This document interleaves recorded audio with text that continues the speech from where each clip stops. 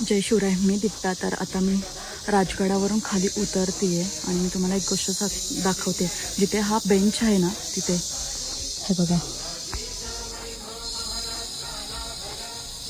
जे असे कधीतरी ट्रेक करतात ना त्यांचे हे कारण आहेत. आय डोंट नो, रोज म्हणजे नेहमी करणारे ट्रेकर्स लोक हे असलं काहीतरी करत असतील. तर जे कोणी कधीतरी ट्रेकला येत असेल तर तुम्ही गडावर येतात तर तुम्ही सिगारेट पिण्यासाठी येतात असं नाही आहे ना.